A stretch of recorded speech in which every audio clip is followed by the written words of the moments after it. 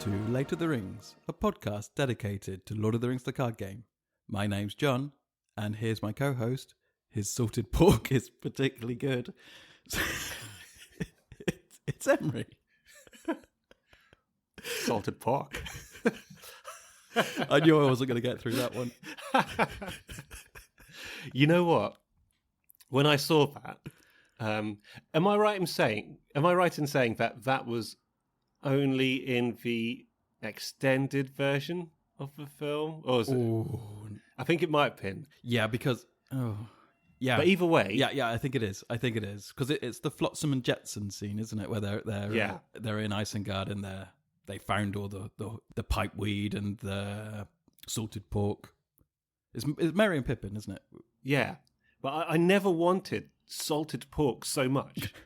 I never really thought about salted pork. I like cured meats and stuff, you know. But it just sounded good. And also, even though it was floating in this kind of murky water outside Isengard, there was a really delicious looking roast chicken,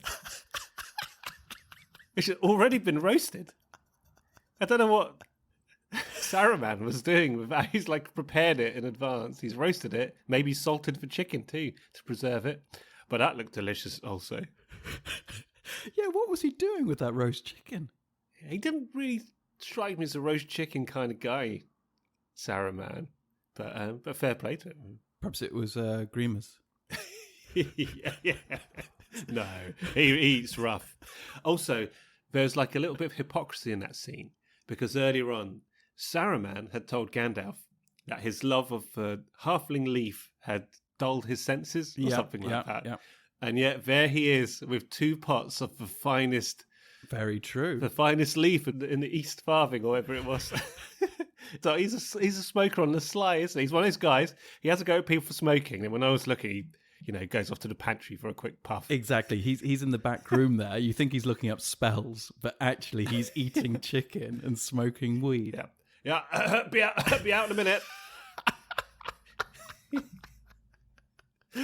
Oh. Yeah. What are you doing, sir? Nothing.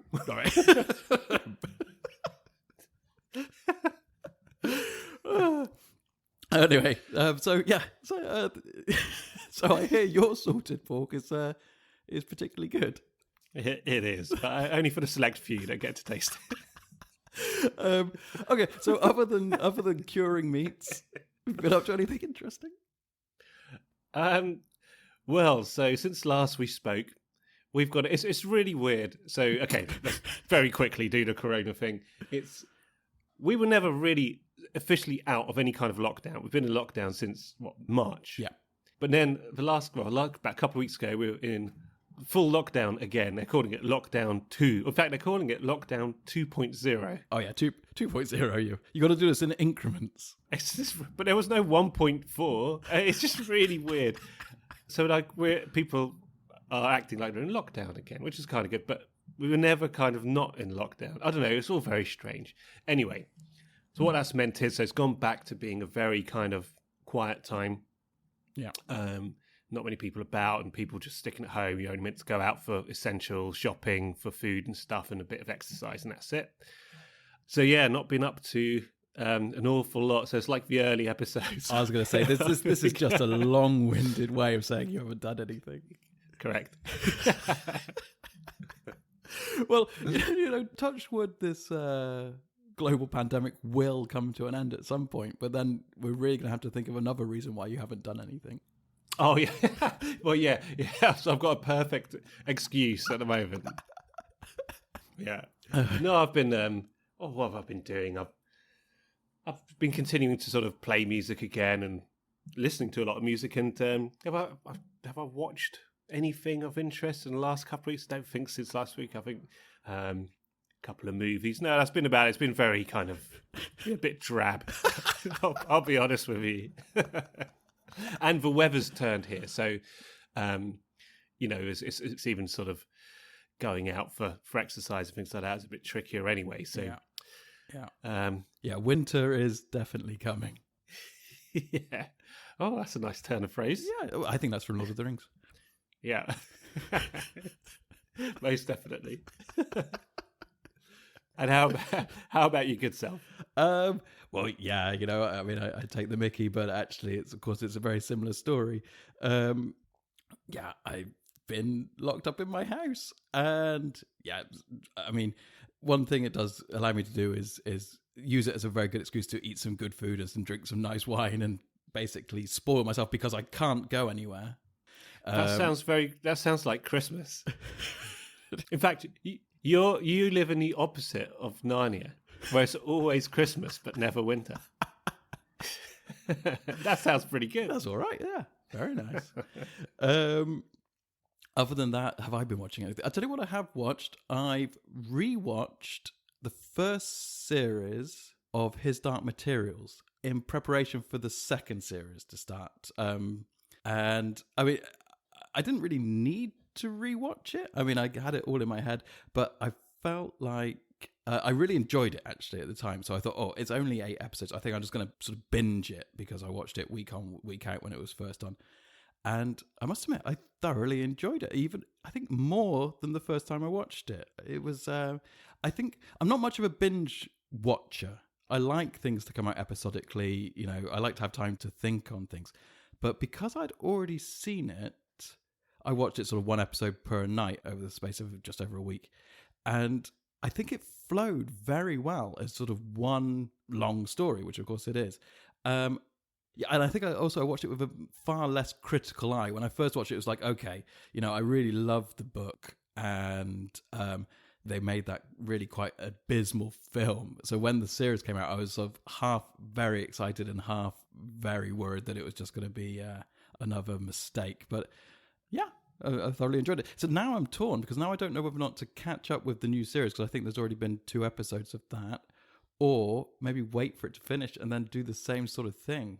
Just watch it over the course of a week. Yeah, and I've been watching it. So I, like you, probably read the books maybe around the same kind of age, maybe late teens or something like that, or 20 odd, something like that, I guess. Yeah, 20s, I think. Yeah, but I really enjoyed the book. Like I said, there aren't that many kind of fantasy things I'm sort of mega into, but the ones I do get into tend to really draw me in, and that was definitely one of them.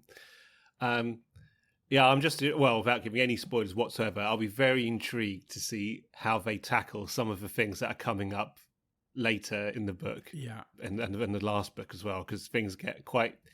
abstract. Well, abstract is the word, yeah. Quite oblique. And I won't say any more than that, but yeah, that'll be a real challenge for anybody making it. Because I think, like we spoke about a few weeks ago when we talked about The Watchmen, where this is like a direct translation, obviously, of the book, and you'll if you've read the book first, it's almost impossible, isn't it, to get something that's even close to it. Lord of the Rings films was one of a few exceptions. I mean, still, for me, the book is just this unbelievable thing. Yeah. I don't think you could do a better translation of that into a film. In my opinion, that's pretty much the best you're going to be able to do. But yeah, some of those bits in His Dark Materials are going to be interesting. So I look forward to seeing that. But I am watching it weekly. Like you, I enjoyed the first series. I didn't think the film was as terrible as people made out. I didn't think it was that great. Don't get me wrong. I don't think it's a great film or anything, but I didn't think it was that bad. In fact, the first half of the series is actually very similar to the first. It's like a padded out version of the first half of the film for me. Even some of the imagery was quite similar. But I think in that first series, they really delivered that second half of it really well, I thought. Yeah. They got the balance right. It's tricky because it on this rewatch, I did notice that some things felt a bit rushed still in the series. And then I can't really remember that much of the film, apart from I didn't really like it. But then it made me think, oh my goodness, I mean, how rushed must this have been in a 2-hour movie, or however long it was? Well, they're big old books, aren't they? Yeah. It's probably, I mean, the 3 of them together... Is it cool? Okay, right, here's one. Yeah. I'm sure that the book I read, that the trilogy was called His Dark Materials, but wasn't one of them Northern Lights? Wasn't that the first Northern book? Lights is the first one. Actually, I think Northern Lights is the first one in the UK. I think in America it might be called The Golden Compass. Yeah, because I couldn't figure out... Yeah, okay, so that's why the film's called The Golden Compass. Okay, so it's like the Harry Potter one, when they did something similar, I think. If you say so. There was, yeah, the first book was called The Philosopher's Stone, and it was called something else, and I can't remember. Or was it the second book? I can't remember now. But yeah, anyway, I think they changed one. And that kind of thing confuses me greatly. Okay. Because I think Northern Lights is a terrific name. Much better name than the Golden Compass for that first book. Absolutely. It's really evocative, and that's what it's kind of about. Yeah, maybe... Could it be that maybe one of our American listeners can fill us in, but maybe in America the Northern Lights aren't known as that; they're just known as the Aurora? Could be. Yeah, but why change the name of the book? Okay. I mean, that's the name of the book. That's fair. I think it is a bit of a hang-up of mine, to be frank. I don't like it when things get renamed and all of that stuff. You know, that's the work of art. That's what it is. Boom, done. Out you go into the world. Yeah. So, we're going to market it like this over here. We're going to market it like that over there. So, today, just kind of, I don't know, seems a bit gimmicky in some way. But it doesn't diminish the book. The book is I guess, I'll definitely recommend those books to anybody who's vaguely interested in that sort of thing. It tackles some really amazing themes, like big, heavy-hitting themes in that. And it does it really well, I think. It's a very powerful story. So just going back to this about, it doesn't diminish the contents of the book. So you really are the antithesis of not judging a book by its cover. You don't even want to judge a book by its title. Yeah, correct. Absolutely. Yeah, that is. But to be honest, the title is normally a big part of the cover. So that's true. I actually completely disagree with that. I like to always judge a book by its cover because that's what the cover's there to do. Show me something about this book. Yeah, well, that doesn't make for. Yeah, I see what you mean, and yes, of course, yeah. In reality, there is some element of truth to that, but you got to leave room for somebody doing something new and mysterious. Oh, I wouldn't want to read a book which was all cover. Yeah. Just a 300-page description of a picture on the cover. That's what all books are. No, I think we should leave the publishing industry to themselves. Let's not enter that world. Oh dear. And other than that, I did a bit of. Well, I've been doing a bit of reading of some Tolkien stuff, and I did a bit of research back into a couple of things I mentioned last episode, and we can call this section John's Mistakes. I've got an inkling what one of them is going to be. Can I guess one? Go ahead. Because this has been in my head as well, and I've been meaning to look it up for the last couple of weeks since we did the last episode. Is it around when the first stage and the second age and the third age begin and end? Well, yes, it's to do with something which I thought. Well, it's not really such a mistake because during the podcast we mentioned Numenor, and you said, is that in the second age? And I said, no, I think that's in the first. I did say, I think that's the first age. And then I did also say, I'm not sure. I'm not judging, John, not judging. No, but, just in case any lawyers are listening. Numenor, of course, was formed at the beginning of the second age. Because the first age is all in the Undying Lands, right? Pretty much, is it?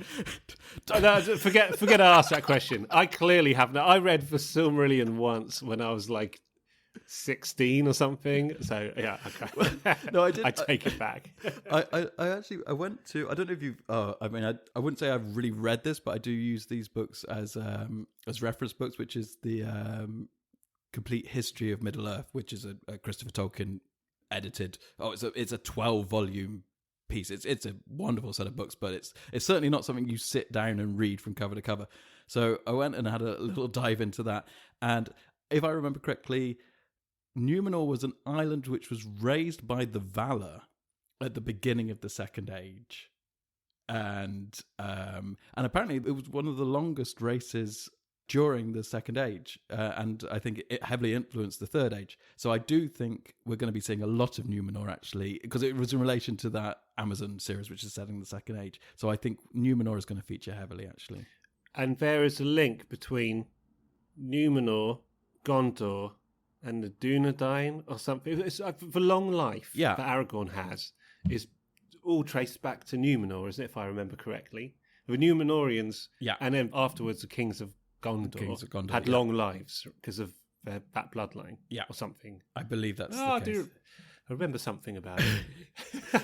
and the other thing, which also relates to this Amazon series, is I mentioned that there was a possibility of blue wizards. Oh, yeah. Now, this one isn't a mistake, but it is a curiosity. Because I mentioned in the podcast that the only reference to the blue wizards was in Unfinished Tales. In fact, I then immediately said, I'm not sure if it is the only reference, but I then went on to talk about how they came to Middle-earth in the Second Age and then went off into the East, never to be seen again. I dug out Unfinished Tales. The reference to the blue wizards in that states that they actually arrive at the same time as Saruman and Gandalf in the Third Age. And I thought, well, this is great. Where have I got this from? So then I went back to the complete history of Middle-earth, which is Tolkien's notes right up until his death. And there's a section in that, I think it's called The People of Middle-earth or something like that. And in that, Tolkien basically goes back on himself and says that the wizards did come to Middle-earth. The blue wizards did come to Middle-earth in the Second Age. Right. So I wasn't wrong, but I'm also not right. But this is why I said I thought they all came together, because I've only read the Unfinished Tales and I've never read the... Was it Complete History? No one's read Complete it. History. No one's read it. Apart from you could self. No. You can dip in. You can't read this thing. I think the Silmarillion's a bit like that too. Yeah. You don't have to read it as a novel. You can just pick it up, and I guess maybe thinking about it, and people are going to be way more into and know more about Tolkien than I do. But it seems to me that The Hobbit and Lord of the Rings, those two are kind of exceptions in that they're in this kind of novel form, whereas all the other stuff is fragments and individual tales and just connecting the dots of this huge world he created. So, like, they are like history reference books, I guess, in some ways. Sure, yeah. That was, I guess, that's what he's trying to do, wasn't it? His whole mythology. He created this whole mythology, as you say, and then from that was able to scope out this one story of the War of the Ring, which is utterly mind-boggling. Yeah, it is pretty incredible. He just sat down and wrote it. And that just shows, though, if you do all of that groundwork and you understand that world you've created down to the minute detail, then stories can just flow out of it. Or you just start moving people around and it all happens. It's almost like a stream of consciousness thing, grounded in that foundation which you've laid already. It's so fascinating the way different people work. But didn't he say, was it Tolkien? I'm sure it was. Did he say something like, the best decision I made was I started with a map? But when he's talking about his writing of Lord of the Rings, I'm sure was that. I think it was Tolkien. It could well have been. I mean, his original map that he drew is it's a masterpiece it's a beautiful thing. It is. I like how it's become kind of iconic as well, hasn't it? Yeah. I mean, a lot of that was probably to do with the films, obviously, but because they used that image quite a lot, didn't they? In the movies, but yeah. Oh, I love that scene in the movies, by the way, which is it's almost, I know which one you're going to say. It's actually almost exactly halfway through the entire trilogy. Is this Faramir as captain? Yeah. Yeah. They're pointing. Faramir lays out the map and he basically explains the story so far. So this army is here. Rohan is here. We are here. Here's Mordor. Right, everybody up to date? Let's carry on with the film. The bit I remember is him pointing at Osgiliath. Yeah. When we also let it go, like as if he didn't know where that was. It's like, here it is, Faramir. Oh my God, is it that close? Jeez, we better go.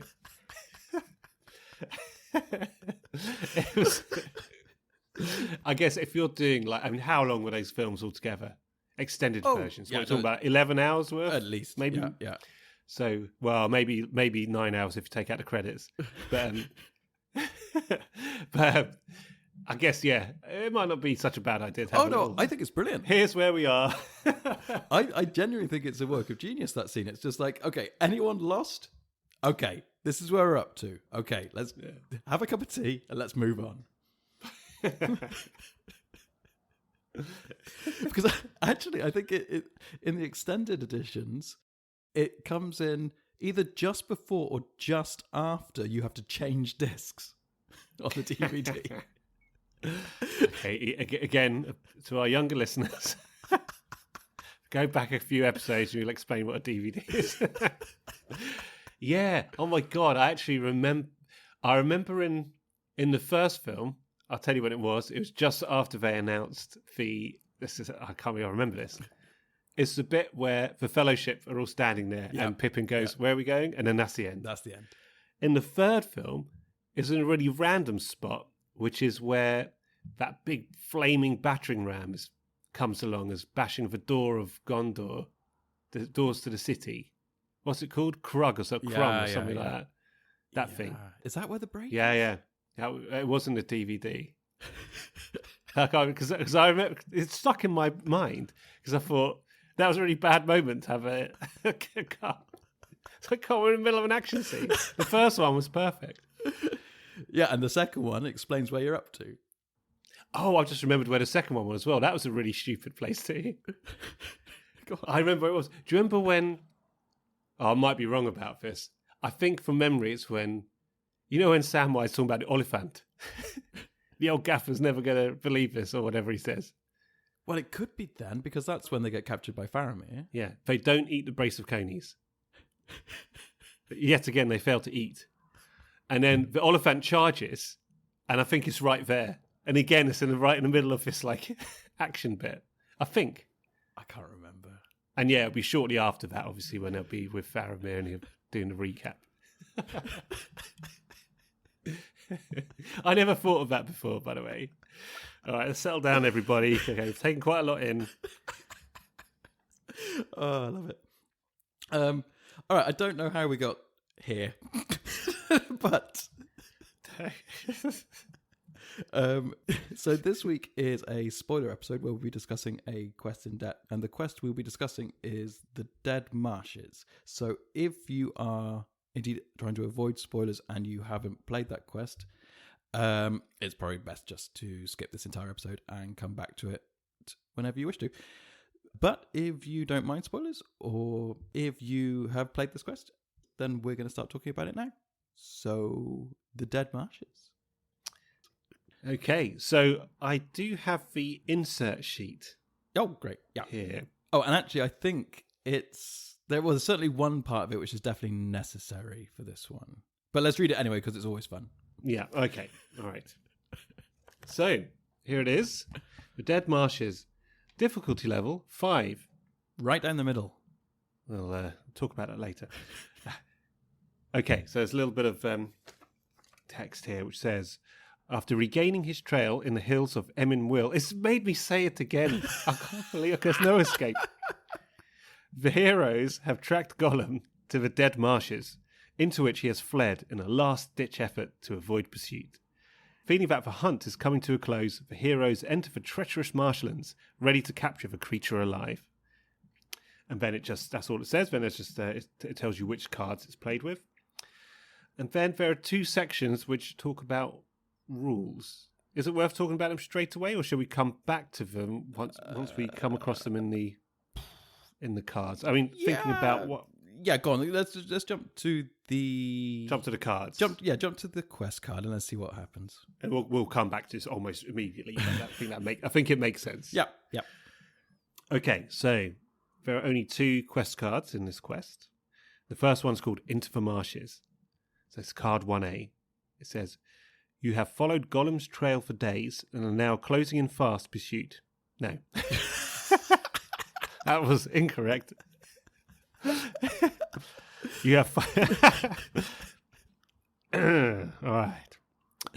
You have followed Gollum's trail for days and are now closing in fast pursuit. In a last-ditch effort to escape you, the creature has fled into the Dead Marshes. Okay, and setup. Search the encounter deck for Gollum and add it to the staging area. Shuffle the encounter deck, then reveal 1 card per player from the encounter deck and add it to the staging area. And that's all the instructions on that card. So, okay. All right. You'll get a random card from the encounter deck per player, but you will have Gollum. Yep, so we've got to go and find Gollum first. So here's Gollum. And there's, crazy-looking critter, isn't he? He doesn't look well, does he? He's seen better days. And he is of type Gollum. And the text on Gollum says, if Gollum ever has 8 or more resource tokens on him, shuffle him back into the encounter deck. Okay. And he also has a forced effect. At the end of the quest phase, the party must make an escape test. What's an escape test? We'll come back to it. Dealing 1 card per player from the encounter deck. If this test is failed, place 2 resource tokens on Gollum. Ooh. So you can straight away see there that, if that's 2 resources on Gollum, once he has 8 tokens on him, he disappears into the encounter deck. Yeah. So you're going to have to try and find him. So, what is an escape test? To the sheet. To the insert. Okay. Escape test. While playing this scenario, players are at times instructed to make an escape test. These tests represent Gollum's attempts to escape their pursuit. To make an escape test, a player first commits characters to the test. A character must exhaust to commit to an escape test. Yeah. Each committed character counts its willpower strength for the test. After committing characters to the test, the players may take actions or play event cards. If a single player is required to make an escape test, only that player may commit characters he controls to the test. If the party is required to make an escape test, all players have the option of committing characters they control to the test. Do you think they could have used the word test a few more times in this explanation? I mean, they probably could. There was a lot of test. There was a testing paragraph. Okay. Then it goes on. Oh, go on then. It says, you're starting to get what's going to happen here. Once the characters are committed, a number of cards, as instructed by the card text dictating the escape test. So, for example, we just seen on that Gollum card, you have to deal 1 card per player. Oh, yeah. Yep. So once characters are committed, the number of cards, as instructed by the card text, are dealt from the encounter deck. Many of the cards in this encounter deck have a bold escape value. Any card that does not have a printed escape value is considered to have a base escape value of 0. Naught. Disappointing lack of use of the word naught there, in my opinion. When dealing cards for an escape test, ignore all other effects on the dealt cards. Once these cards are dealt, the total committed willpower is compared to the total dealt escape value to determine if the escape test is passed or failed. Slightly long-winded explanation, but we're getting to the crux of it now. Yeah. If the total committed willpower is higher than the total dealt escape value, the escape test is passed and nothing happens. If the total committed willpower is equal to or lower than the total dealt escape value, the escape test is failed. Yeah. And the players follow the instructions for failing the escape test from the card that required the test to be made. After an escape test, all cards dealt for that test are placed in the encounter discard pile. So, for example, on that Gollum card, you can see that at the end of every quest phase, the party, says all players, must make an escape test, dealing 1 card per player from the encounter deck. If this test is failed, place 2 resource tokens on Gollum. So if your total committed willpower is more than whatever's dealt, there nothing happens. Yeah. Otherwise, you get 2 resource on Gollum. And once he's got 8, he's escaped. Simple. I don't see why they didn't just put all that on the card. Yeah. Yeah. There is an example as well. I don't think we need an example. I don't think we need that. I'm just wondering how Jeremy felt about this. It's got quite a long example there as well. But we won't go there. Okay. There is a final bit of instruction. Oh my goodness. Okay. But again, I'm going to come back to the insert sheet once we reach that point in the quest. I don't know about you, but I'm already confused, and I just played this yesterday. I know. Well, shall I flip over that quest card? Let's do it. So you flip over the quest card. Some more nice artwork of like desolate-looking marshland. You can see straight away you need 12 progress. Yep. And there's nothing special about this card. Just has a quote from the Two Towers. Ooh. I'm not going to read. Shall I read it out? Is it nice? I don't know. I can't remember. I read it yesterday when I replayed. I'm not going to read it. Okay. I'll leave that to place. So all you need to do is get 12 progress tokens on here to get through this quest card. Yeah, so I guess the main mechanic then of this initial quest card is that extra escape test that we're forced to do at the end of the quest phase, which the Gollum objective card is forcing us to do. Right. It's a tricky one to know how to tackle, isn't it? I guess just looking at sort of tactically then, you know that there's going to be an escape test at the end of each quest phase, and you know that if you fail this, resource tokens are going to end up on Gollum, and we really probably know we shouldn't allow him to get shuffled into the encounter deck because we're trying to capture him. So the only thing that springs out is that we should try and plow through this as quickly as possible. Like, we're giving Gollum as few chances to escape as possible. Yeah. I guess what you need to balance there, though, what becomes apparent quite quickly in this quest is, so to do that, you've got a quest for 12 on this quest card. Yep. But then you also need to use your same questing abilities to pass the escape test every game. Ah, yes, because you have to exhaust your characters to commit to the escape test. Very true. Exactly. And I do have a question about that escape test. Is now the right time to ask it? It says... It might be. It says at the end of the quest phase. Okay, I'm glad you've brought this up. The way I played it, which is... It would have been better for me if it was kind of... It didn't say after the quest phase. No. It says at the end of the quest phase. So I treated that as being, it's still part of the quest phase. Okay. Right. But that was actually a disadvantage to me. And I'll tell you why it was when we talk about how we tackled the quest. But that was the way I interpreted it anyway. But okay, do you want me to dive into this now? Because this is actually one of the key aspects of this quest, which makes it a little bit trickier than it might first appear. And I don't think it's a problem to talk about it now, because indeed the Gollum card is saying at the end of the quest phase you have to do this escape test. So as we are going to be talking about how we got through the quest with our various decks, I think it is important to note what it actually means when it says at the end of the quest phase, because I agree, it's not particularly clear. In fact, it's not clear at all. And this did get raised back with Fantasy Flight back in 2011, 2012, whenever this quest came out. And it was completely officially answered. So that, again, there is a happy ending to this where we do have a proper answer. But you will have to bear with me because it's one of those. Okay, sorry, I've done it straight away. Okay, so here's the deal. Okay. This escape test happens, as it states, at the end of the quest phase. Now, the quest phase, as with all phases of this game, are broken down into smaller sort of sub-phases. So, for instance, in the combat phase, the first thing you do is engagement checks. That's a sub-phase of the combat phase. Okay? So, the quest phase is actually broken up into 5 sub-phases. The first one is committing characters, where obviously you commit your characters to the quest by exhausting them.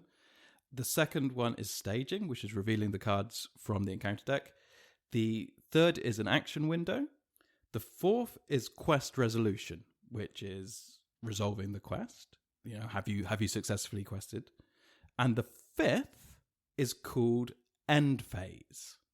Okay, which is essentially an action window, which is the end of the quest phase, but it is in itself a separate sub-phase. Okay, I told you you'd have to bear with me. Where is this information coming from these sub-phases? Is this in the It's in the original rulebook? rules, and it's also now it's in the rules reference, because you don't get an actual rule book in with the in the thing. Yeah. So, but these are basically, they're not really called sub-phases, but these are the steps of each phase. Yeah, right, yeah. And the final step of the quest phase is the end phase. And it's essentially, it's an action window at the end of the quest. Now, it was answered when it was just asked directly to Fantasy Flight, when does this escape test happen? The answer is it happens during that end phase. Okay? So that is why it is at the end of the quest phase. And what happens in the end phase? Sorry? It's essentially, it's an action window where you are no longer committed to the quest, but your characters are still exhausted. And it's basically every phase of the game has an end phase to it, where you can perform actions before moving on to the next phase. Right. Okay, so that's when you can perform an action, and you're not yet in the travel phase, but you've finished questing, but you're not in the travel phase yet. You're going to do some stuff. And that is the end phase. And that is where they deemed that this escape test happened. Now, why this is important, and I believe me, I think this is far too overcomplicated for a quest so close to the beginning of the game, that I think they dug themselves a big hole here with this escape test happening in this phase, is that, just to give an example, if you were playing with Eowyn and you committed her to the quest and then you discarded a card to boost her willpower, okay, that's her effect. You're allowed to do that once per round. She would then have willpower of 5 at that point. Now, if you had unexpected courage on her, you could ready her after she'd committed to the quest. The effect of her having +1 willpower would actually stop working at the beginning of the end phase. Are you still with me? Because that's when all... But that doesn't make any sense. So the original question was, very simply, does the escape test happen during the quest phase or after? And what you're saying to me is both or neither. Yeah, it happens. Right? Yeah, that's why I said you'd have to if it bear happens with me. in the quest phase, Yeah. right? Forgetting I mean, this is... And the way I played it was, okay, let me say, I used Eowyn. Yeah. And I didn't use any kind of unexpected courage, anything, even though they were available to me, on her, precisely because I didn't want to fall into a potential trap here. But the way I treated it was that the escape test, was part of the quest phase. Mm-hmm. That's how I treated it. Yeah. So if something was happening until the end of the phase, that would still be the same phase in which the quest phase and the escape test are in that same phase. That's the way that's the way I played it. Technically, you're right, but this is where the real letter of the law of the game comes in, which is, I think, gets a bit over the top. Because, let's say Faramir's ability. Now, I used Faramir in this quest. So Faramir, you could trigger his action by exhausting him and giving +1 willpower to everybody until the end of the phase. Yeah. Okay. Now, if I had triggered Faramir to help everyone during the quest, that +1 wouldn't be active during the escape test, which I think is counterintuitive. And the reason for that happening is that +1 is a passive ability. And then because Gollum's escape test is a forced effect, the passive ability has to end before the forced effect can trigger. It's a minefield. But basically... Well, so then the answer would have been the escape test takes place after the quest phase, but before the travel. Yeah, that would be much easier. If they had just said there is an extra phase. Yeah. Or just after the quest phase, before the travel phase, you do the escape test. End of story. That would be much, much simpler. Okay, but to all intents and purposes, for people listening or who are confused about this, would that be the answer? To treat the escape test as something that happens after the quest phase, but before the travel phase? Yes, except for one thing. Yes, absolutely. That's the best, simplest, easiest, least confusing way to look at it. But the only reason that you shouldn't do that is that if you're utilizing any effects which are limit once per a phase, then you could only do that once during the quest phase. So therefore, you could only choose to do that effect either to influence questing or to influence the escape test. Yeah. You see what I mean? So that's the only reason. You can't make the escape test its own little phase and then choose that to be the once per phase, even though technically it is. Because if Yeah, but then you fall into trap the other way, because Faramir's one. So what does Faramir say? He says, exhaust Faramir to choose a player. Yeah. Playing one player, choose yourself. Each character controlled by that player gets +1 willpower until the end of a phase. Yeah. So for that card, it works much better if you're saying that it's a separate phase. Well, yeah, absolutely. Because what tells you, this is what I think. This is I think you're right. This is one thing that can. I think sometimes one of the, well, I won't call it a drawback, but one of the nuances of this game is sometimes you get these things where you end up having to look things up online and and it all gets a bit frustrating and you kind of lose the flow of it. It's probably the only drawback I've found playing this game is sometimes I will much rather, instead of spending half an hour trying to figure out something online in the middle of my game, I'll just say, you know what, I'm going to treat it like it's the same phase or whatever and just crack on. And if it turns out I got it wrong later, then fine, I'll replay it later. Or if I feel like I need to, if I feel like that genuinely changed the outcome of what I was doing, then fine. I would advise anyone who's maybe just playing this for the first time not to get maybe too hung up on this point. Yeah. And just crack on. No, I agree. And it is only a few niche cases, but it is things with characters that you go, I can get two uses out of this, which is Eowyn and Faramir really are the two which jump out from the core set. Is that, because it's not that unusual idea to put Unexpected Courage onto Eowyn, boost her willpower, use her to quest, ready her, and then use her for the escape test, because it is important to know that you wouldn't get that extra boost during the escape test. And it's the same with Faramir, that you couldn't use Faramir's ability during questing and keep that ability running during the escape test. So if you want to use Faramir, you have to wait until the action window during the escape test. And so I agree. I actually think they've just made a mistake by where they've placed it. They should have just said there's an extra phase. Yeah, it'd just be done with it. Yeah. And, and if there's one or two effects which give you a +1 advantage, then so be it. Yeah, because if it was an extra phase with Faramir, for instance, he's already exhausted. So the chances are you haven't got Unexpected Courage on him to ready him and then use his ability again. I mean, I don't know. It's a tricky one. I mean, they started down a road which they couldn't really get out of, I don't think. But it's...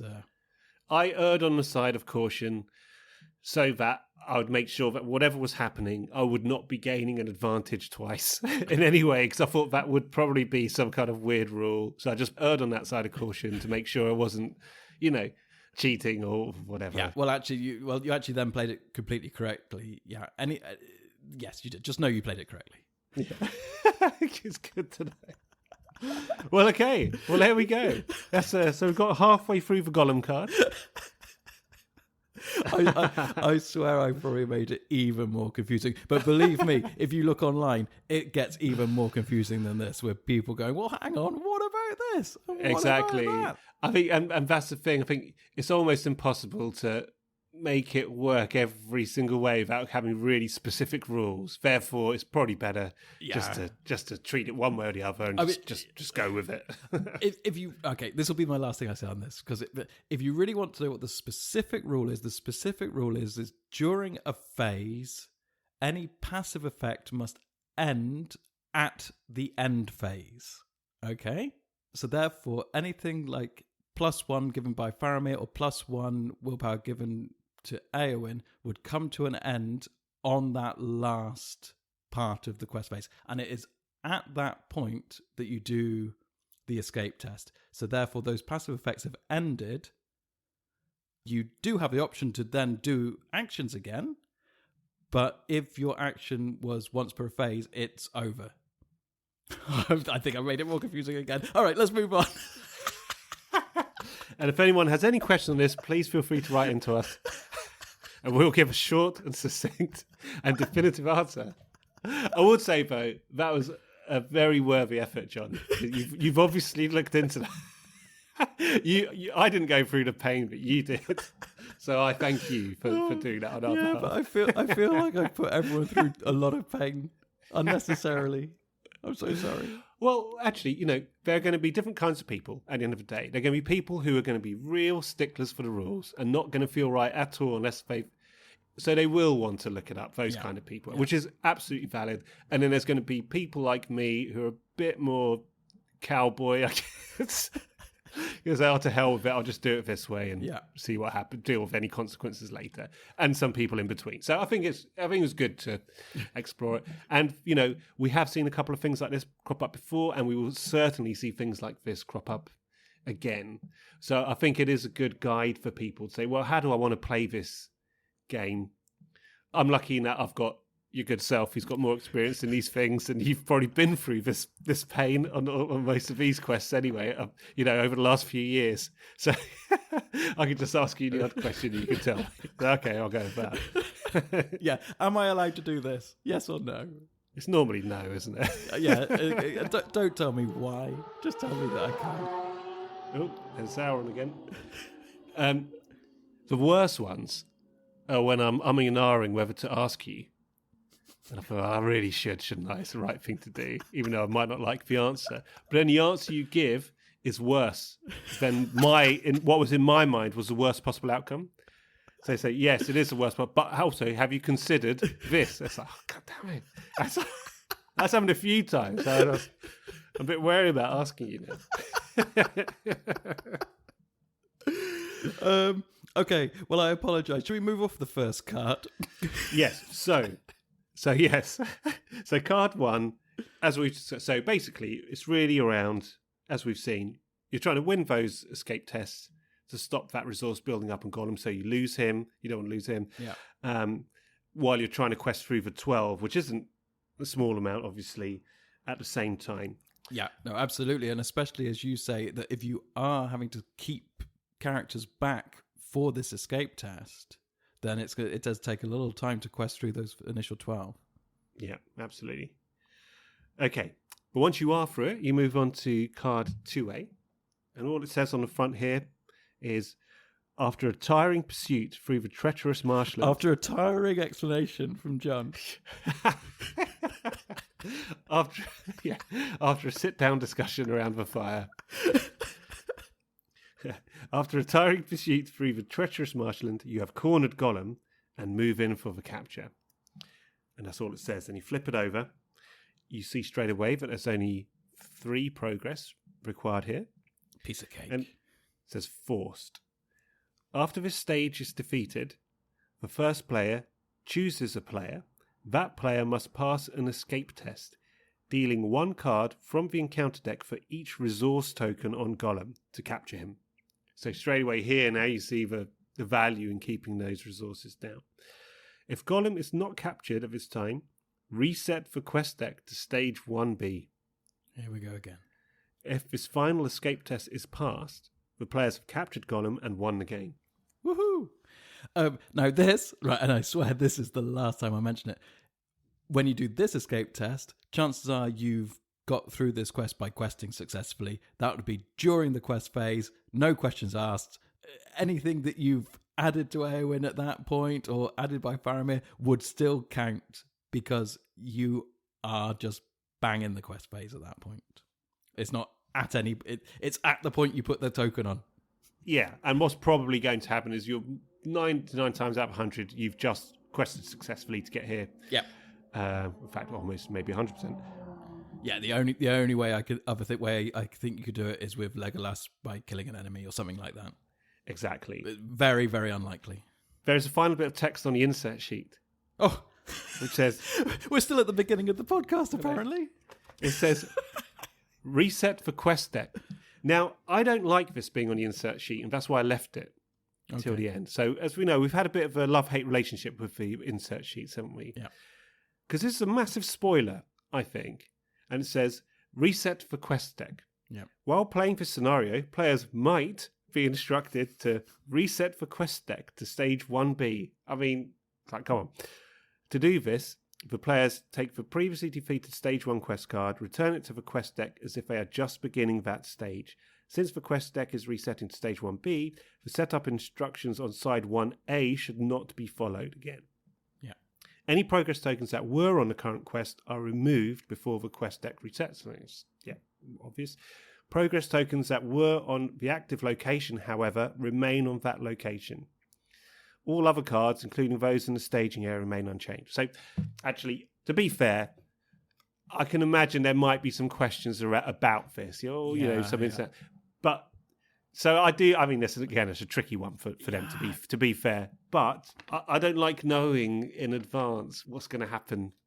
And you know, the first time you play it, you're going to find out, right? But I think you're right, though. Perhaps they should have just maybe on those inserts said there should have been a line saying "Start playing now," and then after that, on the other side of it, maybe there's like a mini FAQ, so you know that okay, what's this reset? Do I have to take the tokens off? Do I reset it? And then you can go to that FAQ and you'll see a list of possible questions. The fact that it's sort of built into the introduction, I agree, is a bit spoilery. Yeah, but yeah. I do understand fair reasoning why, just to avoid questions. It's a tricky one. But yeah, I mean, it was a bit annoying. Not annoying, but just, I just felt because I'd forgotten this quest. Oh yeah, me too. To be honest, I played it only once and completed it, I think, and this is the first time I've gone back to play it, and that was months ago. So I barely remembered anything about this. Anyway, yes. So they have quest cards. Yeah. So actually, then what I said earlier about the main mechanic being the escape test is 100% true. I mean, there's really nothing else happening from the quest cards on this. You have to quest through it, and there will be some escape tests that you have to do in order to try and stop Gollum from escaping and eventually capturing him. So that's basically it. And of course, the encounter deck is doing its business, and yeah. So yeah, I mean, it's tricky for me, this one, because I actually think the sort of mechanic of the escape test is quite good. You're in the marshes. It sort of represents Gollum sort of evading you. I'd actually prefer if it was called an evade test rather than escape, because the escape in my mind pictures the fact that you've got him and he's escaped, but actually you haven't got him yet. He's evading you, and it's whether or not you're getting closer or not would have invoked a sort of a stronger visual image for me. But yeah, I think it's not a bad mechanic. I mean, it could have been a bit clearer of when it takes place. No, but yeah, I like the mechanic, and I think what you realise when you play this quest is, yes, we haven't spoken about the encounter deck yet, of course, but what you see straight away is, you need some questing ability to get through, obviously, the quest and the escape test. You're going to need some. If you go in with hardly any questing ability, I think you're going to struggle probably on this quest. Well, I initially, we'll go into our decks in a minute, but I initially thought, I'll put together the Rohan deck that we put together a few episodes ago. I thought that would be fun to take this into here and see how these guys do. Like, same as you, I couldn't remember this quest at all, so I'd made the decision before I'd even looked at the quest cards or the insert sheet. And then before I put that together, I thought, actually, no, I won't. I think it'd be nice to explore some of the lore cards that we discussed last episode. So I built a completely sort of quest-based deck of leadership and lore, just to really sort of revisit some of those cards. And on my initial run-through, I thought, oh my God, that I've so built the wrong deck for this quest. But to my surprise, it fared not just well, it fared brilliantly against this quest. So that's a little tease for later when we talk about how we got through it. But there is definitely more than one way to get through this quest. Like you say, at first you go, a spirit heavy, or like you say, a Rohan deck is perfect for getting through this. And I'm sure it is, but there are other ways. Yeah, and there's also a couple of bits and bobs to look out for, so which I think brings us neatly onto the encounter deck. So shall we... I think I've got all the cards which are kind of new in this encounter deck here. Shall we go through? I think there's only one new enemy that we come across. Yes, there's only one new enemy, Do you want me to? Yeah, go for it. This one? So this is the giant marsh worm. Oh, look at him. He is a nasty, nasty looking beast. Whoosh. And looks very much marshy. And he has an engagement cost of 36. He has a threat of 1. He hits for 3, a shield of 2, and he has 6 hit points. Oof. So, a bit of a toughie. It's a creature. Has a forced effect. Remove 2 damage from giant marshworm at the end of each round. So, if you're going to take this guy out, that means you've got to do it fairly quickly or he's going to keep healing himself. Yeah. So, and he does hit for 3 as well. So, it can be a nasty one. Do you know what I did with this? I mean, you'll appreciate this. Because, like I said, I took that lore deck out based on a lot of the cards we discussed last episode. And you may recall I mentioned the Mirkwood Runner. I'd never really managed to get him to work. So I brought 3 of them along for the ride. They're great, aren't they? Well, it was great against the giant marshworm, I tell you that much. Because what I tended to do was sneak attack Gandalf out, if I could, put 4 damage on him, then attack once with the Mirkwood Runner. Dead worm. Perfect. Fantastic. Just in case anyone's forgetting what the Mirkwood Runner did, he attacks for 2, but when he attacks alone, you ignore the defense of the enemy. So that means that it would just go straight past the 2 defense of the giant worm and kill him dead if you've already got 4 damage on him from Gandalf. Do you know what's striking me now? Because I've always been a fan of Mirkwood Runner, and now I'm thinking, I wonder if you could beef up one of them as well with some elvish weaponry. He can do some serious damage on his own. Yeah. With no shield to worry about. Yeah. Ooh. No, good one. Come on. I have one slight bit of beef. Uh-oh. With the giant... when I look at the giant marshworm, I do not think of beef. That's some meaty substance I do not want to come across. Oh, no. That does not look salted. Salted worm. And that's the flavor text. There's a little bit of flavor text at the bottom here, and it's another quote from Gollum. He gets around in this quest, and it says, "No birds here." And I'll just stop there. Yeah, you don't need to say anymore. Because in my hand, I'm holding the Eastern Crows. Yeah. Yeah, very good point. Just wanted to call Gollum out on that one.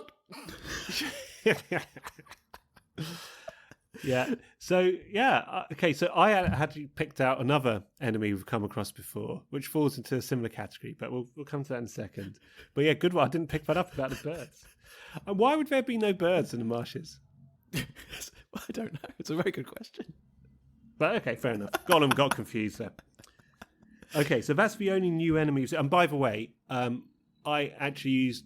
Well, I didn't have Mirkwood Runner, but I used a similar tactic to try and soften up the worm. And generally, I'd use Gandalf to take him out. Sorry, soften up the worm. It's conjuring up. Oh, God. with Gandalf's stuff. Anyway, that's the giant marshworm. Giant marshworm. Okay, so we have 3 locations and I think 4 treachery cards. So we location first? Do you want to pick one out? Sure. Or were you thinking of that? Look, whichever one you want, whichever treachery or location you so desire. Well, I've got a little something to say about everything. Okay. That's unlike you, John. This quest has done this to me. One of them, again, is a little bit of a rules thing. I'm going to do the rules thing first because then I think I might have got it out of my system. Okay? And that's the Fens and Mires. It's a location. It has a threat of 2, and it requires 2 progress to get through it. And it is of type Dead Marshes. And it has a forced effect. And it says, after the players travel to this location, place 1 resource token on Gollum. Okay, so as we can see here, straight off the bat, there are obviously locations here, and we'll come to the treacheries in a minute, which will also be starting to put resources onto Gollum. So it's not just going to be those escape tests that we have to worry about when it comes to stopping getting those 8 resources onto Gollum. So even more apparent of how quickly we have to get through this quest so we don't lose Gollum into the encounter deck. But my one, and I promise it will be quick, rules thing on this. The effect is a forced effect. Forced. After the players travel to this location, place 1 resource token on Gollum. It is not a travel effect. Okay, and the reason that is important is I think one of the cards we discussed last week is Strider's Path. Oh, when you bypass the travel effect. Exactly. And Strider's Path allows you to travel to a location instantly, bypassing any travel effect. This would not be bypassed because it's a forced effect and you have traveled there, because Strider's Path says response after a location is revealed from the encounter deck, immediately travel to that location without resolving its travel effect. If another location is currently active, return it to the staging area. So the wording on that states that you will be traveling to it. So that means the wording on the Fens and Myers will trigger because it's a forced effect after the players travel to this location. It's the double use of the word travel on those cards. Yeah. So that won't stop you bypassing it. However, if you happen to have the Rohan ally, what's her name again? The West Road Traveller, she has a response. After you play West Road Traveller from your hand, switch the active location with any other location in the staging area. Now that doesn't mention traveling. You're just swapping them out. So in that case, this forced effect wouldn't trigger because it says forced after the players travel to this location. See, I would assume that it would trigger. Yeah. Because, okay, so technically by the words, it doesn't say travel, but thematically you're traveling there. Yeah. So when you get to the Fens and Myers, Gollum has a better chance of getting away from you because that's what the Fens and Myers is. So yeah, it's one of those ones where I don't know what the right thing is there because it's a kind of, it's between the semantics on the card, which are really important, the way this game is structured. It's all about the semantics in many ways. But then also thematically, why would that logically be bypassed? Interesting. Yeah, but it's good. Yeah, it's the same way as why would a normal travel effect be bypassed when you use the West Road Traveller? I mean, that's just the bonus of using that card, isn't it? Yeah, true. That's true. Yeah. Oh, that's because you've taken Strider's Path. I'm taking the West Road Traveller's Path. No, okay, yeah. You go off with your Strider. I'm going off with this filly. Has she got a horse? She does. There are 2 fillies. Okay. All right. So it's Fens. By the way, on all of these locations on the marshes, I love the murky artwork. Ah, well, okay. It's terrific. I mean, there's something about this quest in general which it's so grey and grim, and I'm saying that in a positive light. Absolutely. It's misty, it's dank, cold. It fills me with gloom. Yeah, it's a gloomy place. It's for Dead Marshes. Oh, yeah. I mean, the Dead Marshes scene from the books really stuck with me, when I read that. And I mean, it's just such an intense, heavy moment. I mean, beyond the sort of history of the fact that there was a great battle and the spirits of the soldiers are all in the marshes. Forget that for a moment. Just the fact that it's so dank and endless and wet and gloomy, and it's the Britishness in us coming out now. We're just drawn to it. You're absolutely correct. I totally agree with that. In many ways, it's almost the heart of, well, maybe that's overstating it, but it's almost like the heart of the story in a way, the Dead Marshes, I think. That's the real bit where you're really exposed to the desolation. And, I think a couple of episodes you're talking about, or a few episodes ago, we were talking about the way loss is dealt with and destruction and that kind of endless stillness after the war and how it differs from the book to the film and all. We're talking about all that. I think this bit about the Dead Marshes encapsulates that perfectly. Yeah. Yes, it's incredible, isn't it? I mean, just it's endless horrible, hellish place. Yeah, yeah. With no life, and dead bodies in the ground. And I mean, yeah, it's so powerful. I mean, to quote Gollum, no birds here. Oh. He was no Tolkien, was he, Gollum? Oh dear. Yeah, no, I love it. And to go back to your point, the artwork really on all these cards encapsulates that feeling so much. I absolutely love it. So something I've banged on, and we've both talked about in past episodes, about taking the time to look at the cards. I think this is one of the quests which really, really benefits from doing that. Yeah. To build that atmosphere of what's happening. Yeah, yeah. Okay, so that was Fens and Myers. There are 2 other locations.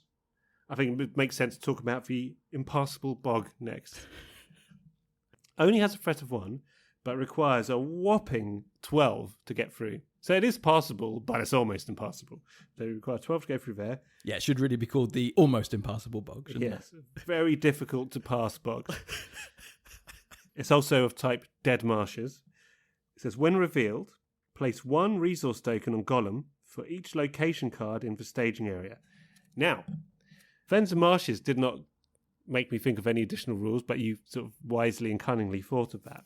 This one, however, did. So, there are no locations in the staging area, and you reveal Impassable Bog. Do you put a resource token on Gollum for the Impassable Bog? No. Is it not? Because the way, yeah, cool, okay. Because I thought from discussions we had a while back now, that's when it's revealed. Yeah. That's before it lands in the staging area. Hasn't hit the staging area yet. Right, cool. Okay, so I thought that's another good one for people to know.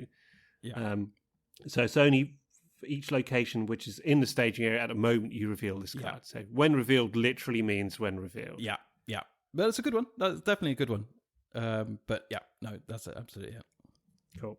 And it's got 7 victory points. I mean, victory points don't really come into play in this scenario, but yeah, they really think it's tough to get past. Yeah, I managed to get through this one yesterday, but normally I've just left it in the staging area because it's only 1 threat. Yeah. That's the northern trackers for you.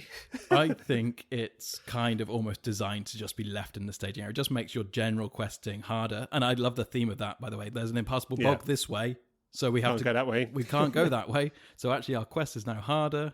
I mean, we could try and get through it. Like, no, I think that's going to be even harder, to be honest. And I also love how that works with the trackers, because I had 3 northern trackers, which eventually, after 4 rounds, I managed to get all 3 out. And it's quite funny. But anyway, they managed to get through it. And it's like 3 trackers going over, oh, we found a path. Yeah. It took 3 of them ages to do it. It's like, okay, let's go through that, I love the way that whole theme works. That brilliant. Okay. All right, so there's one last location. Oh, I hate this one. Oh, do you want to read it? Oh, why not? Why not? Okay, so this is the heart of the marshes. So we're deep. The heart of darkness. Oh. Okay, well, this has a threat of 3. Takes 4 progress to get through it. It's type Dead Marshes, and it states, while the heart of the marshes is the active location, all cards dealt from the encounter deck for escape tests get +1 escape. Then it has a little extra here. It says, cards receive this bonus even if they do not have a printed escape value. So, as mentioned when we were talking about the escape tests, that a lot of the cards in the Dead Marshes set have this escape test value on that you will be seeing when you're making your escape tests. But of course, all the cards from the other encounter sets that make up this encounter deck don't have that escape test. Of course, they're from the core set. But when the heart of the marshes is the active location, everything's got 1 on that escape test. And that, that could be nasty. Yeah, and it's quite cunning. I like the fact they've made it a threat of 3, but it takes 4 to get through it. Yeah. So you've really got to plan, well, if I leave this in the staging area, it's going to stitch up my questing, but if I put it in, how many rounds are going to take to get 4? Maybe just 1 round, maybe 2. Yeah. But that could, stitch me up in the escape test. So it's a really well balanced card, that one, I think. Yeah. Very good. Yeah, I don't like it. I don't like it at all. But it does lead us quite nicely onto the treacheries, because as you can imagine, most of the treacheries here are going to be focused around the escape tests themselves. So, and actually sort of 3 of them are all quite similar. And once again, I have stuff to say about them. Go on. You're much better prepared than I. Well, okay. Well, I'm going to group these together then, if you don't mind. Okay. So there are 3 treacheries here. Well, there's 4 in total, but there's 3 I want to talk about now. And they are all type escape.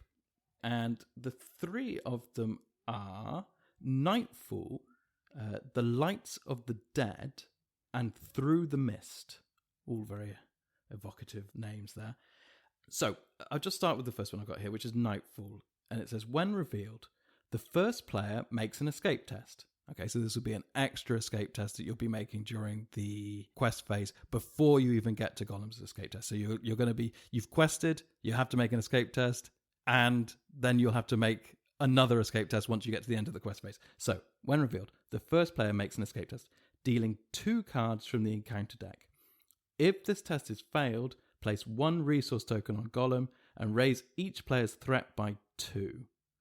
Okay, so that's 1 player will be making the escape test there, but every player will have their threat raised if you fail it. And then I'm just going to go through these other ones quickly.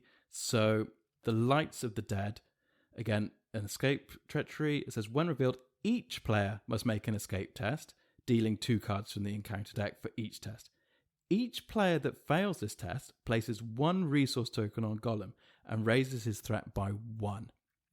So potentially in a 2-player game, that one gets a bit harder because you've got more chance of resource tokens hitting Gollum, and the threat increases, less of a issue with that one. And then finally, there is Through the Mist. And that one says, when revealed, the first player makes an escape test counting attack instead of willpower, dealing 2 cards from the encounter deck. If this test is failed, place 1 resource token on Gollum and raise each player's threat by 1. So you can see the theme there. Basically, there are 3 treacheries which will basically force you to make an extra escape test, and they all have relatively similar outcomes if you fail them. That you'll get a threat increase and you'll be forced to put at least 1 extra resource token onto Gollum. Now, the reason I want to just talk about these is when I first came back to this quest, you may remember on quest card 1A, during the setup, you have to reveal a card. After setting up Gollum, you have to reveal a card. This happened to me yesterday. And the very first time I played it, I revealed Through the Mist.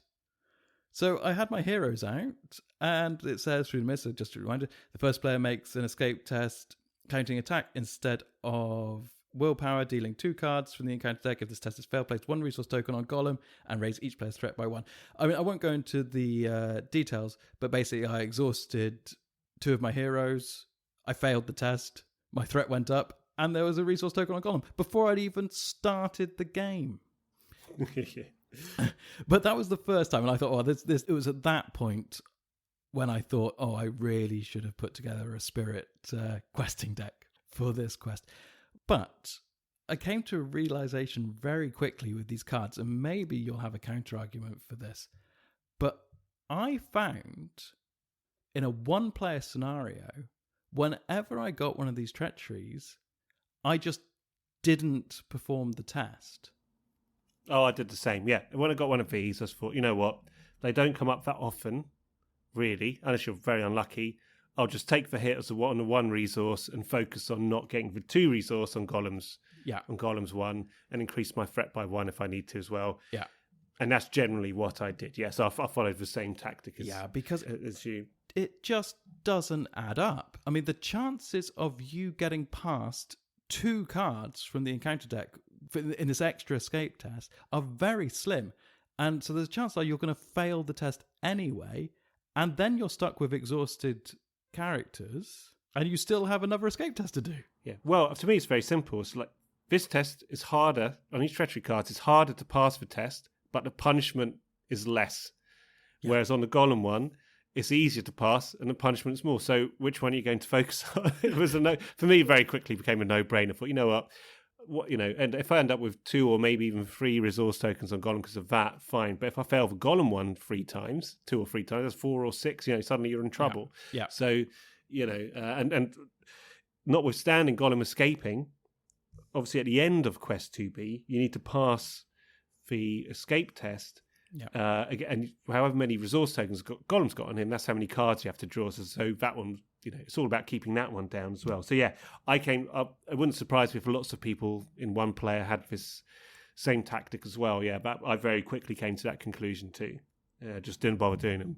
And I do think the one which affects more players, which is the Lights of the Dead, which each player must make a escape test. I would just say if you're playing 2-player, that's the one you would actually play out, and then the other 2 I would just ignore. Yeah, and just fail them. Yeah, exactly. Okay, so in a way, I'm a little disappointed by those treacheries. They don't really, because as soon as you work out that you can just not bother, they don't become that scary. They all have wonderful artwork, though. Yeah, well, so you get to see the artwork. Yeah. Well, I say those aren't particularly scary. There is one final treachery which is really very unpleasant. Do you want to? Yep. So this is a wisp of pale sheen. Again, so it seems to be a crying hobbit or an upset, very toddler-looking hobbit. Yeah, I always think that. Fake crying. Yeah, no, exactly. It's obviously meant to be a hobbit. It's almost like it's a bit upset that he hasn't got his own way about something. Yeah, it's having a bit of a grump. And this is also an escape. And when revealed effect is place 2 resource tokens on Gollum. Any player may exhaust a lore hero to reduce its effect to 1 resource token. So I didn't have any lore, heroes with me.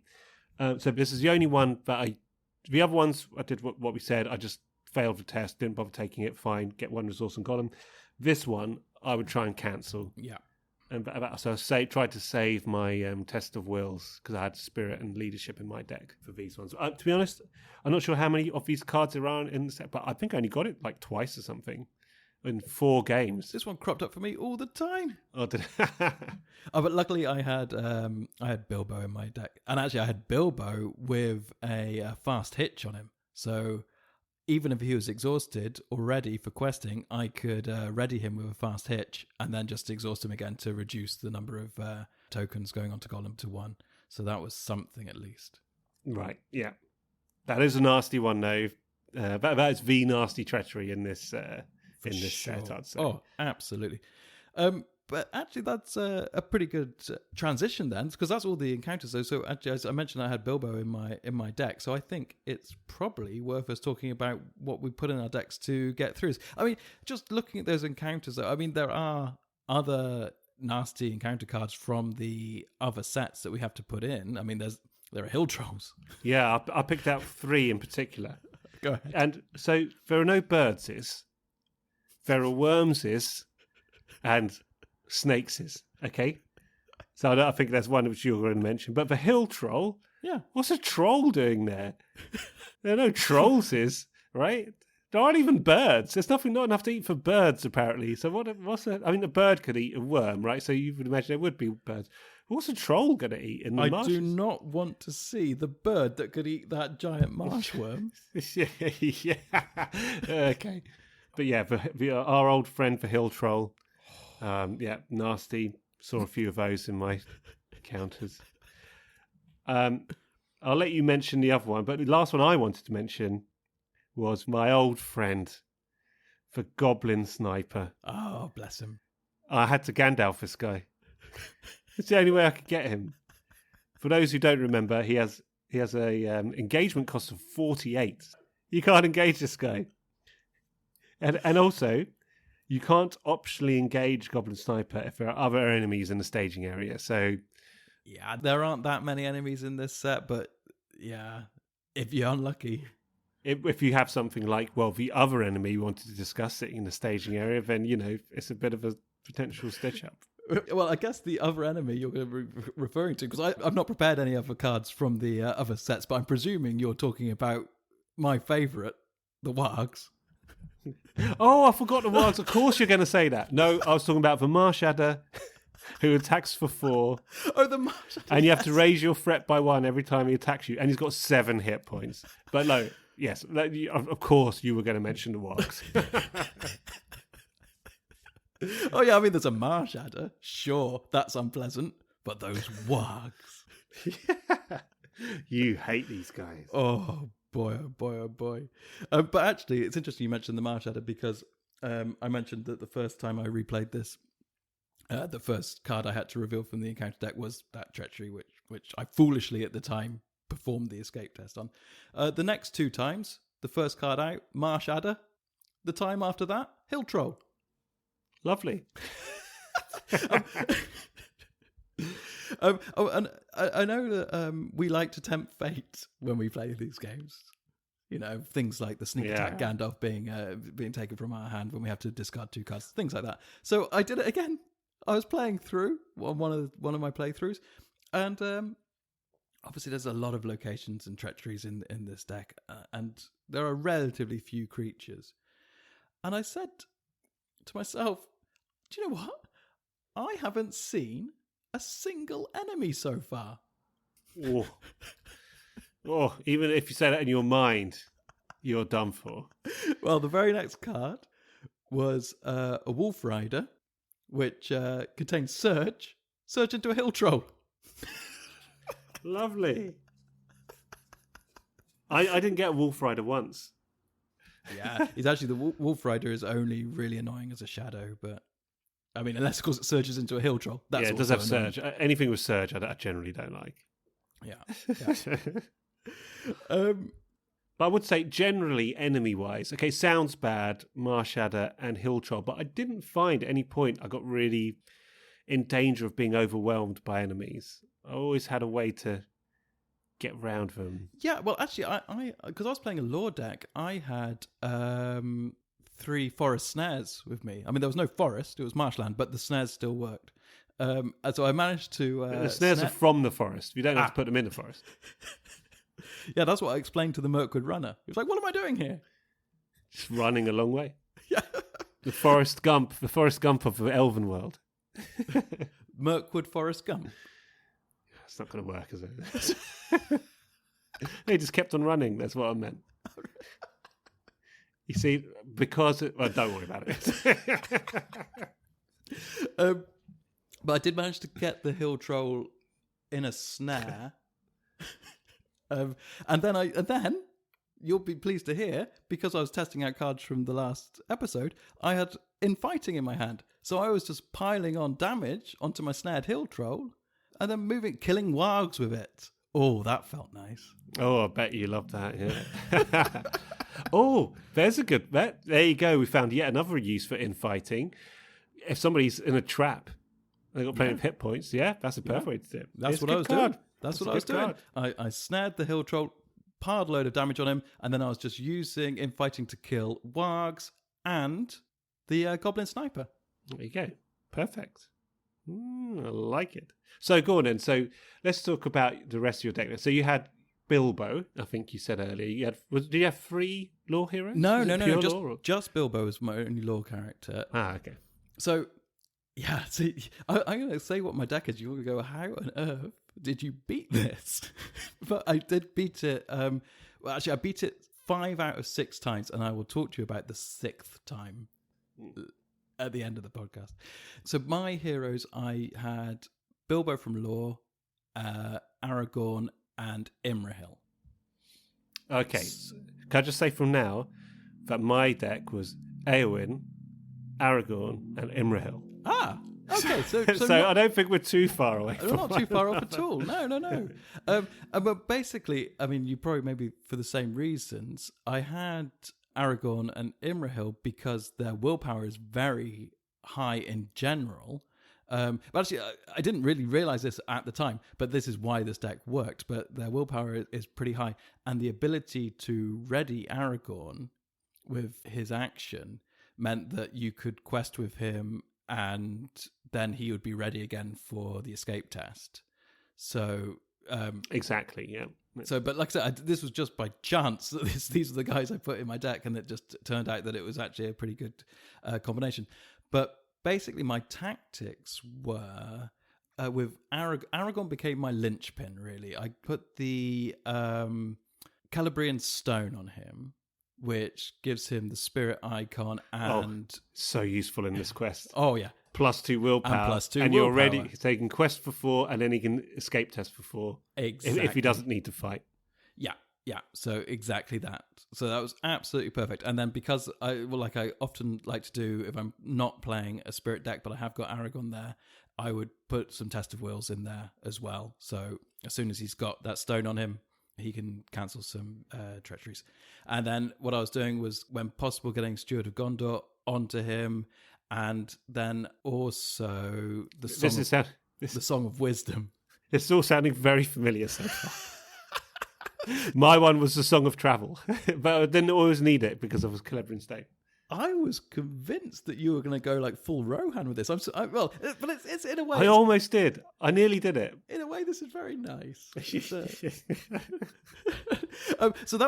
Aragorn was my linchpin, and basically because I wanted to test out a lot of these lore cards, as I've said ad nauseum, I had the Rivendell Minstrel.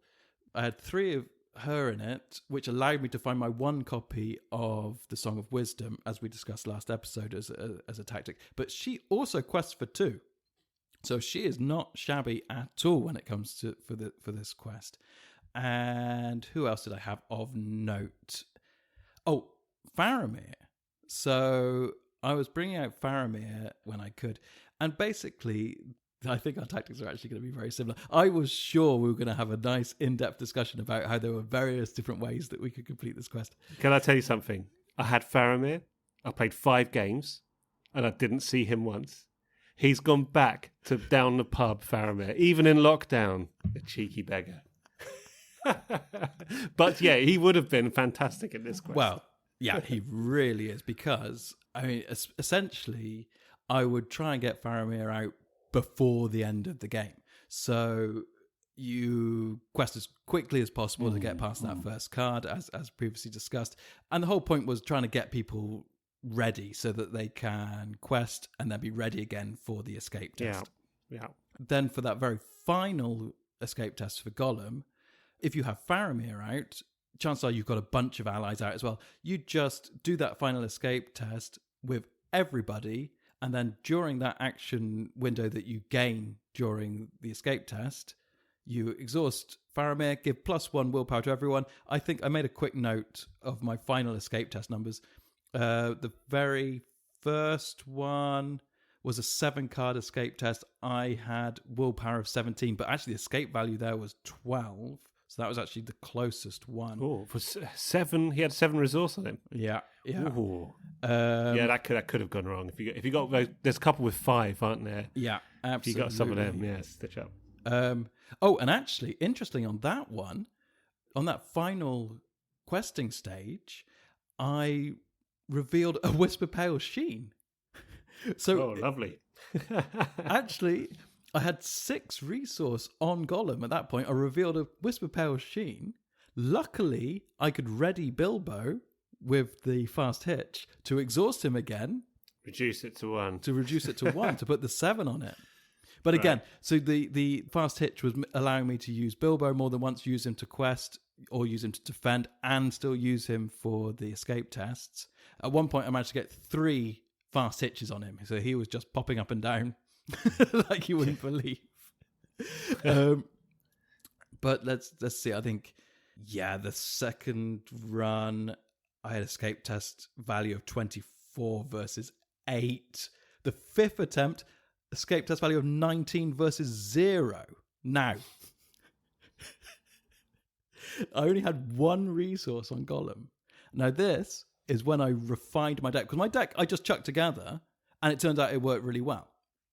And then I thought, actually, I can probably refine this into a machine. Because there were a few cards in there that weren't really useful. They weren't really doing anything. So I took those out, and I put in Hennemarth River Song. So all I was doing was questing regging everybody, exhausting Hanomaf River Song before the escape test, looking at what the escape value was, guaranteeing I would exhaust enough people to get past that escape test, rinse and repeat, game over in like 5 rounds. He's so useful for those kind of scenarios, Hanomaf River Song. Yeah. That's, fantastic. It was crazy. And like I say, I only ended up with 1 resource token. Now, I do want to talk about the one time I failed the quest, but I think first let's just jump to you and see if there's what because you went down it sounds to me like a very similar route, but with spirit alongside your leadership. Yeah, all my deck was completely spirit and leadership cards, apart from Song of Travel, which was only needed if I didn't get Celebrian Stone, really, and Gandalf. But yeah, it's a similar kind of thing. So Aragorn, just like you, I was readying after using for questing and the escape test, or fighting if required, and you'd know what you'd need to fight after the quest phase as well. Yeah. Prince Imrahil, just because he's a great all-rounder, he readies if somebody leaves play.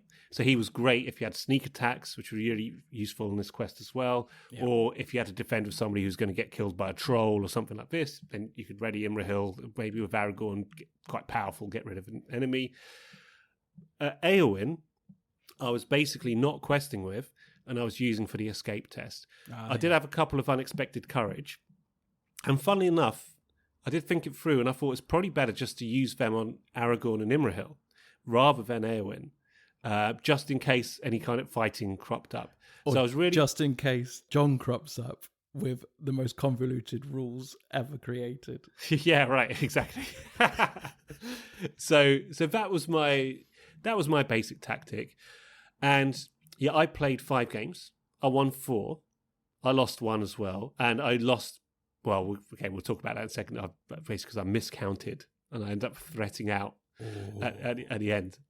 What I found was, we want to talk about what we thought for difficulty of this after we talk about the ones we lost, or? Yeah, it's fine. We can talk about it now if you want. I mean, I must say, when I played this the first time, I put together a deck which I'd made note of, and I passed it first time fairly easily, I think, from memory. I didn't remember that much about the quest. Then I used a different deck this time, and this one, it really wasn't that much of a challenge, to be honest. The last game I played, I actually lost it, but basically because I'd miscounted, and I could have, if I'd just committed everyone to the final escape test on 2B, I would have won. But I messed it up, and I ended up fretting out because I forgot that I was engaged with a Marsh Adder, and when they attack you raise your threat by 1, which took me to 49, and then the next round I was out. But the other times, I pretty much sailed through. And one game, I won in 8 minutes, which is, and that's completely unprecedented for me. I got a complete fluke I got the perfect draw, basically. Right off the bat, I got Steward of Gondor, I got a Gandalf in there, I got a couple of sneak attacks, and I think I had an unexpected courage, and then drew another one, and I got easy draw off the counter deck as well. So I got a treachery, which did nothing, basically, off the bat, right on 1A. And I think I had no resource tokens at all on Gollum when I got to the final deck. It was ridiculous, like 4 rounds. So you see, I'm not sure whether it's just because I happened to put this deck together similar to your one by the sounds of it, and we just kind of have stumbled across this really good way of defeating it. But I didn't find this quest that challenging at all, really. No. And I thought, I played it like 5 times in the space of a couple of hours last night. And I got late by the last one, and I could have won that one easily, but I messed it up because I was tired. But it's quite, I like the theme of the quest, to be honest, and the way it fits into the overall story, I guess. But as an individual quest, it's probably not one of my favourites so far. I found maybe a little bit short and a bit easy, I think. Yeah, I have to agree. I think, I'm glad that we finally get to see Gollum, after teasing him in the very first AP. Yeah. But I do have to agree. I do think it is a bit easy. And maybe you're right. Maybe we just lucked out with the decks we put together. But I also, like I say, I imagined that you were going to go full on spirit questing. And that was how I perceived you to have defeated the quest. And I thought, yeah, I can easily see how a full on questing deck could beat this scenario as well. It just happens that we both made a deck which actually defeats it in a bit more of a, well, dare I say it, a bit more of an imaginative way than just having raw willpower. But yeah, I also agree. I don't think it's particularly difficult, except if you let Gollum escape. Yeah, so that never happens. And I'm sure if Gollum escapes, I'm sure the whole game changes. Okay. Strap yourself in. So this is the one I lost. I don't, you know me, I don't like to sort of stop a game if I don't think I'm going to win. I like to play it through to its conclusion and see if I can claw back a victory. There was one time I let Gollum escape. So basically there's one time I lost him into the encounter deck. Now, the encounter deck in this quest is large. It is big. And if you lose Gollum early, like I did, he could be anywhere. So I just thought, well, okay, I'll just play through it. Like I did, like same as you, I'd had some very short games, so I thought, I don't mind this being a bit of a longer one. So I was just playing through very carefully, very methodically. I still had Henemarth out there. Yeah, I was going to say, he'd be your best friend in this one, right? Yeah, so I was just seeing what was coming up, and I was, I had Steward of Gondor on Aragorn, so I was plenty of resources. So I was being able to play everyone. I was drawing 2 cards a go with Bilbo, and actually, eventually, I drew through my entire deck. I had almost my entire deck in my hand. So I was not short of cards to play. But I just needed to find Gollum. And eventually, a hill troll engaged me, and I got it caught in a snare. And I got greedy. I snared it, and I filled it up with resources, and I was using that to kill any other creatures that came out, because I had my 3 infightings, if necessary. But of course, the thing to remember, even if you have an enemy trapped in a snare, it will still get dealt a shadow card. Where was your Henemarth? Well, he was checking. Oh, you only had one. You only had one of him out. Yeah, he's unique, isn't he? He's unique, but he was checking. For questing. To make sure, because also I had to not overquest on stage 2B. I didn't want to have to reset. I mean, it wouldn't have actually really mattered. This is the time I travelled to the Impassable Bog, because I figured it doesn't really bother me how long it takes me to find this guy. I'm just going to keep going through. But what I wanted to do is make sure as soon as I found him, I could just get through it. So, yeah, you can guess the end of this. So the shadow card that I had to discard off of the hill troll, it was Gollum, but I played for a good hour and 10 minutes. No Shadow of the Past? No, but actually when I first put the deck together, I had 3 Shadow of the Past, and those were the three of the cards I took out to refine my deck. But actually I think I might keep one in there now. I might change the deck again and just leave one in there just for this exact scenario. So what you're saying is your deck was too small, and you should have left you had a larger deck to make it a little bit more flexible. I think that's what I'm hearing. I think, what episode are we on? 14. Episode 14. I think for 13 episodes, every week I've had to hear about how my deck sizes are too big. Oh, God. And lo and behold, John, the chicken has come home to roost. You're mistakenly thinking that I would create a 51 card deck. I will find a card to replace to put 1 copy of Shadow of the Past in there. You could have just had them all in. You got through your entire deck. You would have won. You would have won the game. It's true.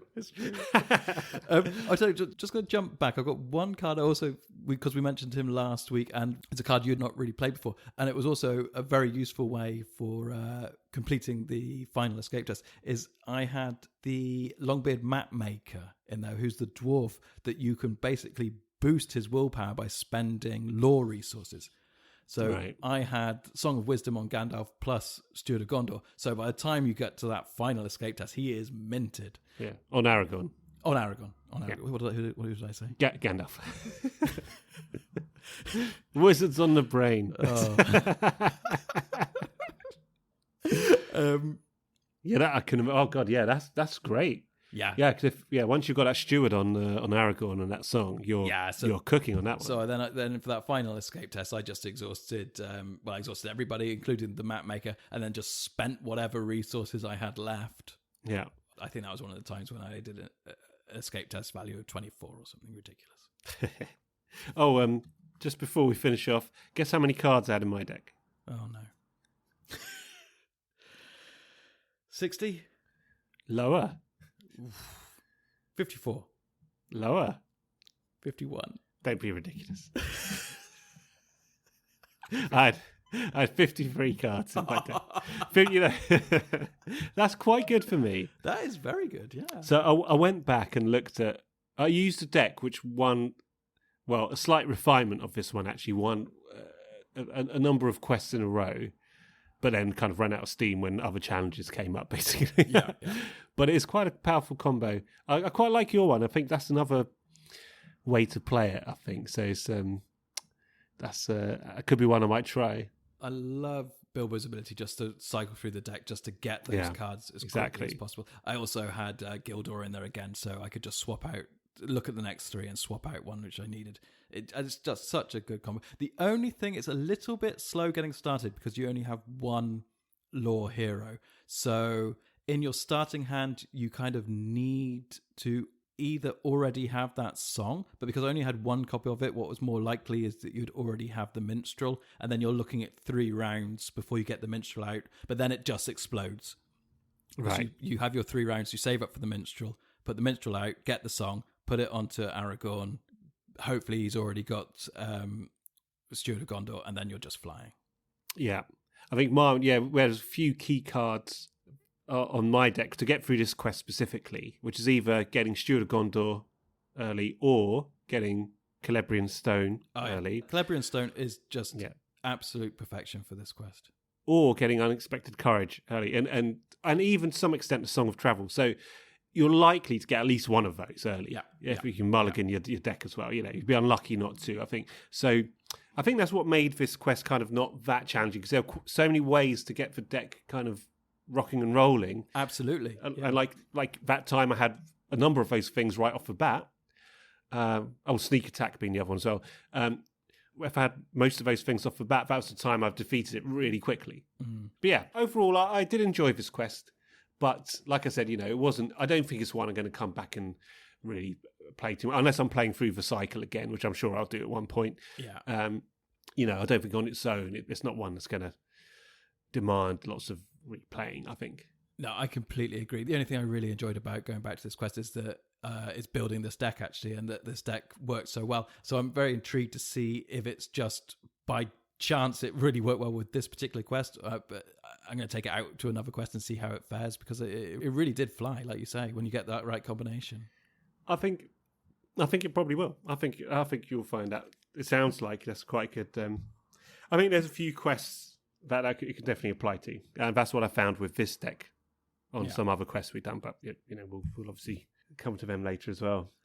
Yeah. So in summary, I completely agree. It's not it's not challenging at all, actually. I think for that reason, I don't think I'll come back to it. The only challenge arises is if Gollum escapes, and actually I think it becomes nigh on, well, not impossible, but it certainly becomes boring because you really just have to keep looking for him. And the fact that if he ends up in your discard pile, which can happen, because also bear in mind, if you get a treachery which says you have to do escape tests, if you are not ignoring escape tests because you feel like you shouldn't because of your threat increase, then you still have to perform them, which doesn't make logical sense, by the way, in the story. Or does it? I guess he's still evading you. Yeah. I mean, what do you mean? Sorry. I mean, well, you can do them and not commit anybody. No. But I mean, if Gollum has gone into your encounter deck, if you draw a treachery which forces you to do an escape test, you still have to perform it. Oh, really? Yeah. No, does it? Is that right? Yeah, there's nothing stopping you. It says do an escape test. And if you fail it, you have to put a token on Gollum, which you can't do because Gollum's not there, and increase your threat.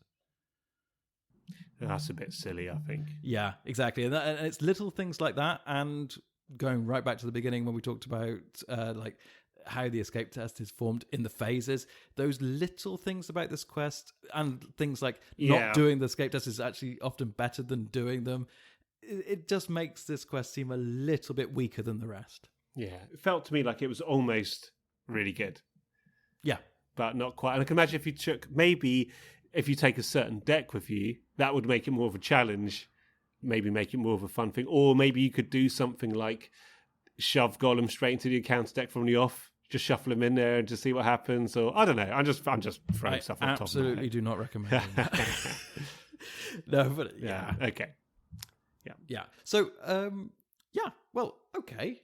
Yeah, well, we're normally full of praise by the end of I still enjoyed it. I did enjoy playing it. It's just not one that I'd probably go back and think, I must play, The Hunt for Gollum again. It's just Dead Marshes. Sorry, Dead Marshes. Yeah, a Dead Marshes. So I beg your pardon. Yeah, I still enjoyed it. I wasn't sitting there thinking, this is a waste of time. I'm very glad to hear that. It was still, and obviously it fits into the overarching story of what's going on. Yeah, which is great. Coming to an end. So next time we'll be back to our player card discussions, and then we're on to the final quest of the cycle. I can't believe we've got through it. just two short episodes to go.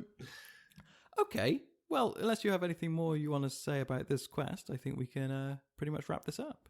No, I think we covered all we needed to. Great. Okay, well, all it leaves me to say then is there are a few ways to get in contact with us if you so wish. We have a Twitter feed, which is @LaterTheRings. You can get in touch with us directly via email on latertherings@gmail.com. And there's one other, the Board Game Geek thread, which, as ever, there will be a link to in the show notes. With that, all it leaves me to say is thanks again for listening, and take care out there. And until next time, goodbye. Goodbye.